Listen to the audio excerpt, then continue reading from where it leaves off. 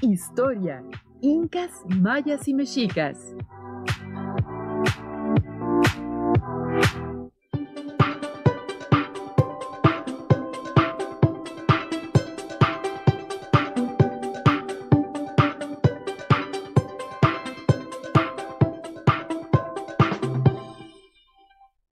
¿Alguna vez te has preguntado quiénes habitaban hace varios siglos el lugar donde ahora vives?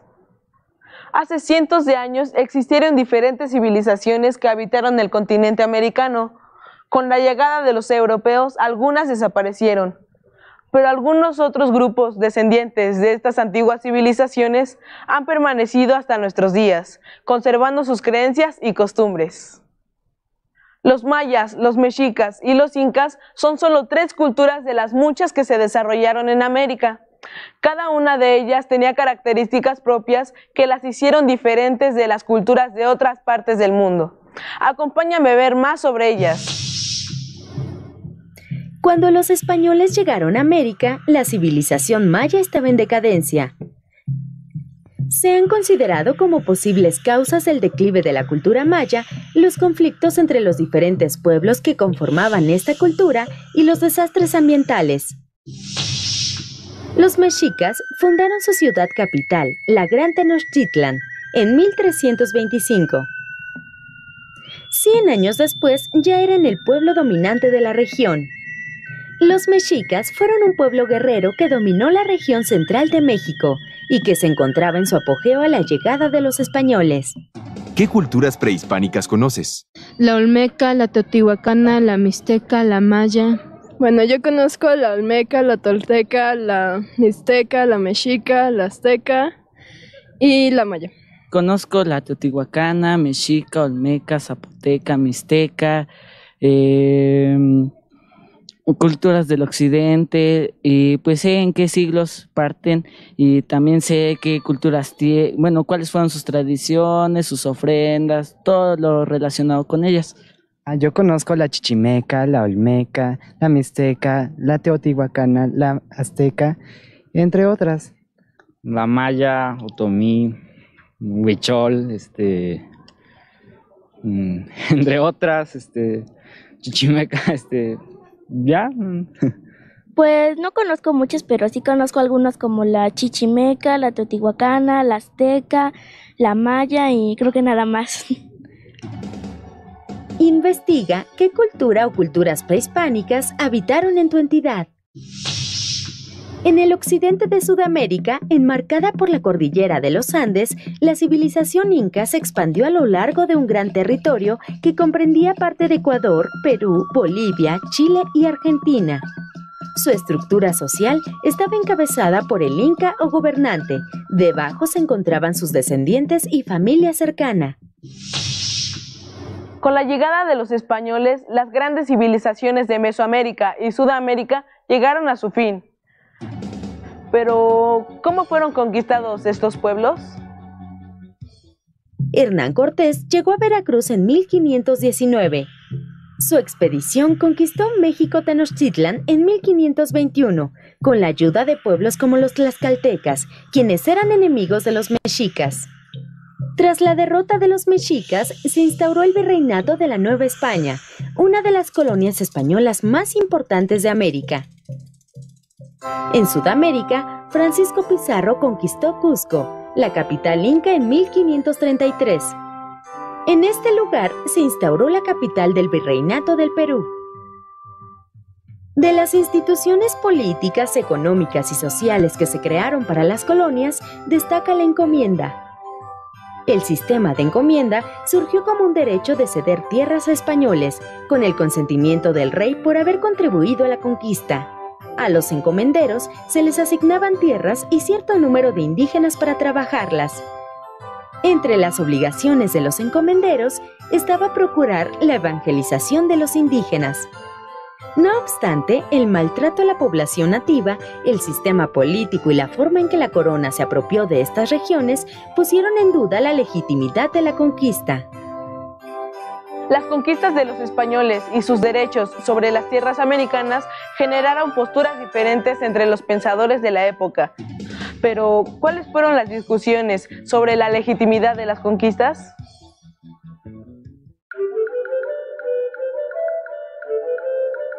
Viajemos en el tiempo.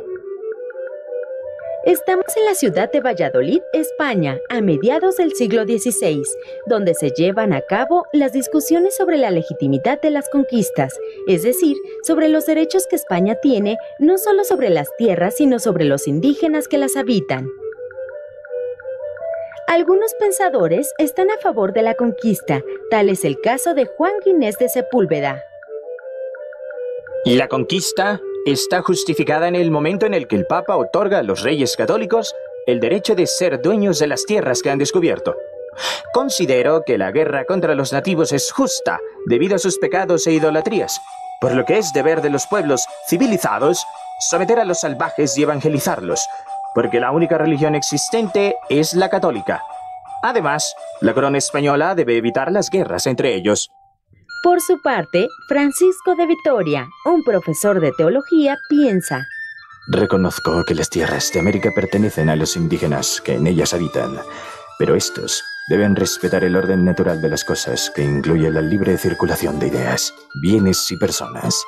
Si los indígenas no respetan este orden, la corona española tiene todo el derecho de hacerles la guerra.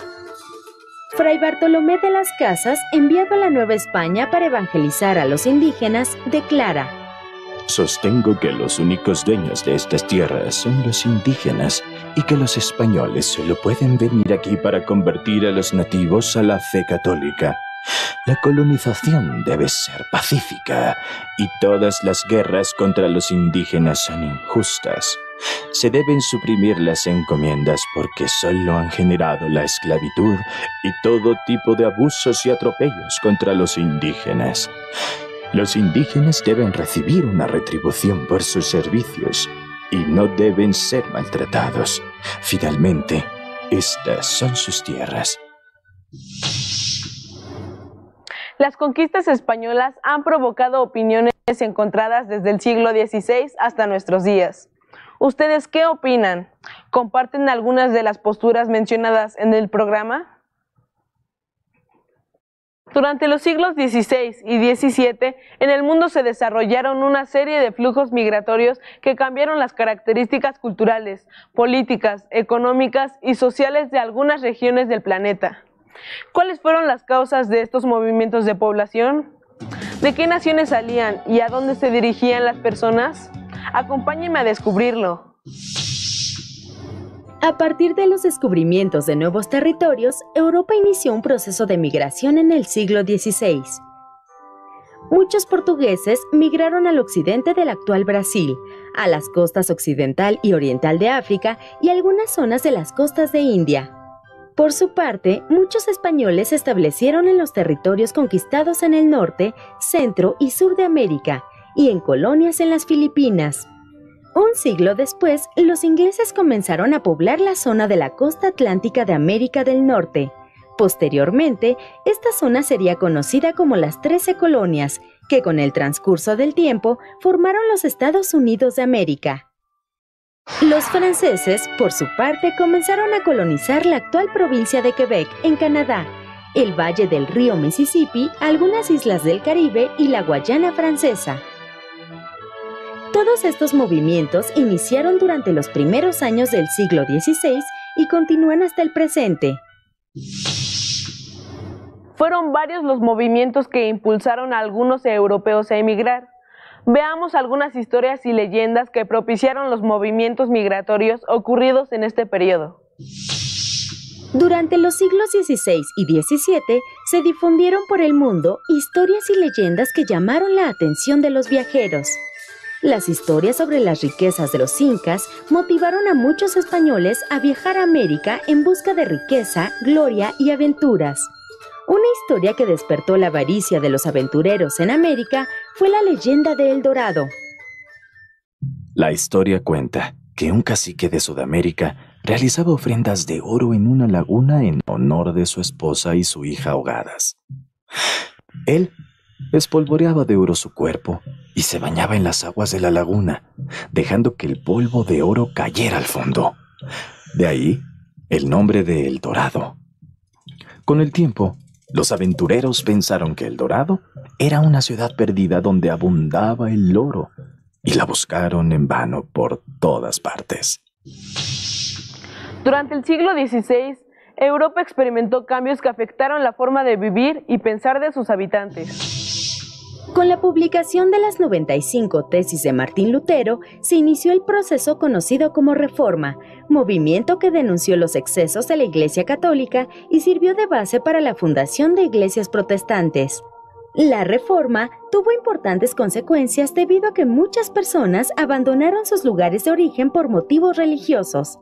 Por ejemplo, muchos protestantes que vivían en naciones católicas fueron perseguidos y huyeron a aquellos territorios que apoyaban la Reforma, como los estados germánicos y Holanda. ¿Cómo creen que la Reforma influyó en los flujos migratorios de los europeos? En Francia, se había establecido un decreto en 1598 que permitía la libertad de culto. Esto favoreció a los protestantes franceses llamados hugonotes. Casi un siglo después, en 1685, Luis XIV anuló el decreto. Como consecuencia, los hugonotes fueron perseguidos y reprimidos por los soldados reales. Al ser agredidos, la mayoría migró hacia África del Sur, pero también encontraron refugio en regiones donde era tolerado el protestantismo, como Suiza, Países Bajos, los estados germánicos e Inglaterra. Hacia América también migraron grupos protestantes de muchas partes de Europa, en especial de Inglaterra. Otro factor que impulsó a las personas de esa época a migrar fue el deseo de poseer tierras a las que no tenían acceso en sus lugares de origen y así poder enriquecerse fácilmente. Ahora revisemos el papel de las guerras en los movimientos de la población. La religión no fue la única fuente de conflictos entre los europeos durante los siglos XVI y XVII. Las naciones también se enfrentaron para controlar las rutas de comercio o para alcanzar una situación de predominio en Europa. Ejemplos de conflictos en este periodo son la Guerra de los 80 años entre España y Holanda y la Guerra de los 30 años en la que participaron varias naciones del centro de Europa. Estas guerras provocaron la disminución de las condiciones de vida en las regiones en conflicto, la difusión de epidemias y, en consecuencia, la búsqueda de zonas que no estuvieran afectadas por estas enfermedades. ¿Sabías que durante el siglo XVI la mayor parte del comercio de esclavos africanos lo realizaban piratas y comerciantes particulares? El tráfico de esclavos lo iniciaron los portugueses desde finales del siglo XV. En el siglo XVII, grandes compañías se hicieron cargo de este comercio. Construyeron fuertes en las costas africanas para almacenar a los desafortunados que capturaban en el interior del continente. Se estima que entre los siglos XV y XIX, alrededor de 100 millones de hombres y mujeres africanos fueron arrebatados de sus comunidades para ser vendidos en América y Asia. Por cada esclavo vendido, otros 4 morían durante su captura o por las duras condiciones del viaje. ¿Se imaginan cuántos europeos decidieron dejar sus lugares de origen para embarcarse en la aventura del Nuevo Mundo? Veamos algunas cifras. Hacia 1570 se estima que en la Nueva España había 30.000 habitantes españoles, en comparación con los 3.500.000 nativos. Es decir, por cada español había alrededor de 166 indígenas. Por otro lado, la población europea que ocupaba América del Norte en 1660 era de poco más de 200.000 habitantes. 110 años después, en 1770, ya eran aproximadamente 2 millones. 3 de cada 4 norteamericanos eran de ascendencia inglesa o irlandesa.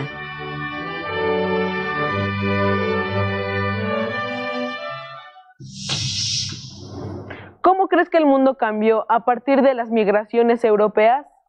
¿Consideras que las personas de tu comunidad se relacionan de alguna forma con esas migraciones?